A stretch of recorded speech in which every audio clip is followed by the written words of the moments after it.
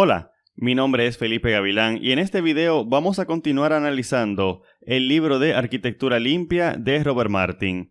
Vamos a hablar acerca del capítulo 13, el cual trata acerca de la cohesión de componentes.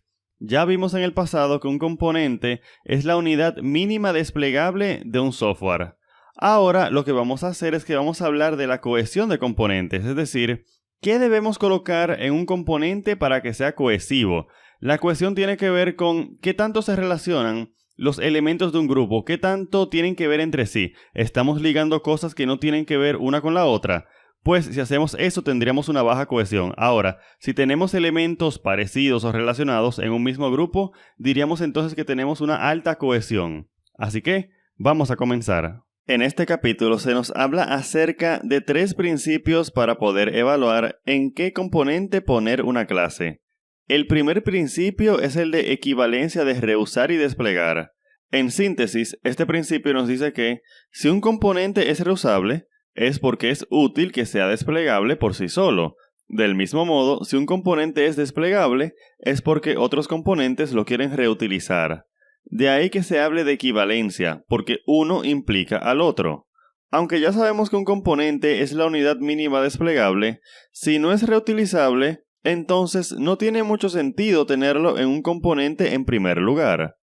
Tomemos como ejemplo Entity Framework Core. Entity Framework Core es una librería que nos sirve para comunicarnos con bases de datos de una manera sencilla. Sin embargo, en realidad, Entity Framework Core es un conjunto de componentes. Un componente interesante es el relacional, el cual contiene la lógica para trabajar con bases de datos relacionales. Entonces, podemos destacar 2 componentes que usan el componente relacional. El componente Entity Framework Core SQL Server y el componente Entity Framework Core PostgreSQL. Ambos utilizan el componente relacional. Es decir, la justificación de la existencia del componente relacional es que existen otros componentes que lo necesitan para funcionar.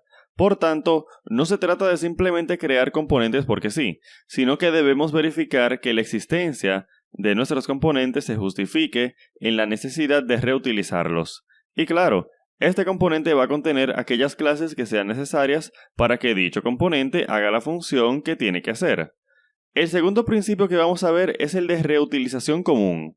Este principio nos dice que si utilizamos una clase de un componente, pues las utilizamos todas.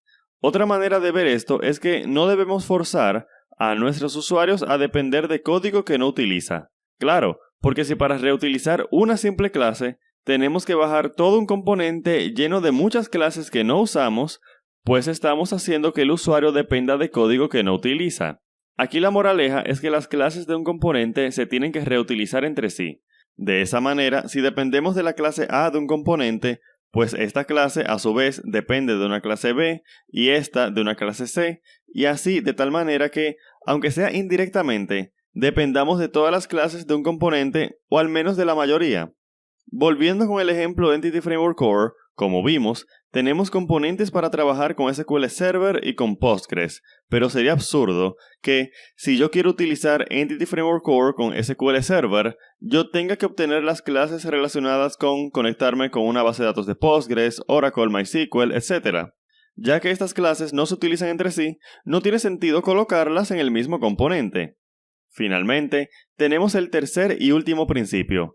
El principio de cierre común nos dice que, si necesitamos cambiar una clase de un componente, pues no hay problema con que tengamos que cambiar otras clases del mismo componente. Lo que está mal es que el cambio de una clase de un componente provoque cambios en las clases de otros componentes.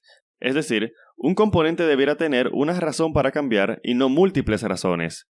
Esto es parecido al principio de responsabilidad única que vimos anteriormente, solo que aplicado a componentes.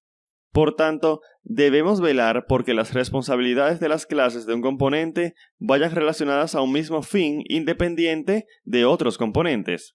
Al final, estos 3 principios forman el siguiente triángulo. ¿Dónde en este triángulo cae tu componente? Básicamente, el triángulo nos muestra distintas posibilidades de qué principio sigue nuestro componente. Esto no está supuesto a ser una ciencia exacta, sino que nos muestra lo que ganamos o perdemos al alejarnos de un principio en particular. Por ejemplo, Si nuestro componente se encuentra en la parte superior, pues eso quiere decir que no aplicas el principio de reutilización común y, por tanto, te tocará hacer demasiados despliegues. Con esto se refiere a que nuestro componente depende de código que no usa y, por tanto, tendrá que ser desplegado innecesariamente ante el cambio de código que no usa. Por otra parte, si nuestro componente se ubica en el lado izquierdo, pues nos alejamos del principio de cierre común, lo que significa que para hacer un cambio en el software tenemos que cambiar varios componentes. Esto puede no ser chévere porque entonces tenemos demasiadas cosas cambiando al mismo tiempo, lo que puede ocasionar que introduzcamos errores al software sin querer. Otra posibilidad es que estemos en el lado derecho del diagrama, es decir, donde apliquemos reutilización común y cierre común, pero nos alejemos del principio de reusar y desplegar. Esto quiere decir que es difícil reutilizar nuestro componente. Sin embargo, seguir o no estos principios no es necesariamente ni bueno ni malo. Puede ser simplemente parte de las necesidades de la solución del software. Me explico.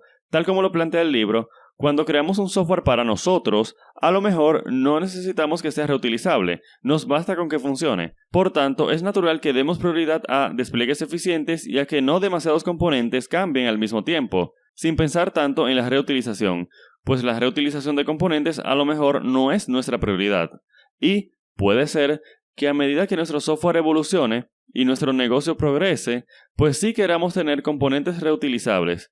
Es en ese momento que podemos empezar a priorizar el principio de reusar y desplegar. La cosa es no aplicar un principio por aplicarlo, sino cuando realmente sea útil para nosotros. Muy bien, en este video vimos entonces que podemos construir componentes cohesivos mediante la aplicación de 3 principios. El primer principio, que tiene que ver con reusar y desplegar, básicamente se refiere a que debemos construir aquellos componentes los cuales puedan ser reutilizados por otros componentes. El segundo principio es el principio de cierre común, que básicamente nos dice que las clases de un componente deben de servir para satisfacer una responsabilidad única. Esto nos permite entonces que cuando tengamos que hacer un cambio por una responsabilidad que ha cambiado, pues solamente hagamos dicho cambio en ese componente y no tengamos que estar cambiando demasiados componentes, porque eso puede provocar entonces que tengamos demasiadas partes de nuestro software moviéndose, lo cual puede provocar que introduzcamos errores.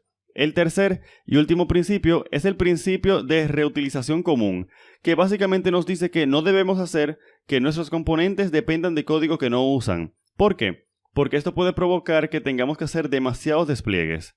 Entonces, en el siguiente video vamos a analizar el capítulo 14 que tiene que ver con el acoplamiento de componentes. Muchísimas gracias.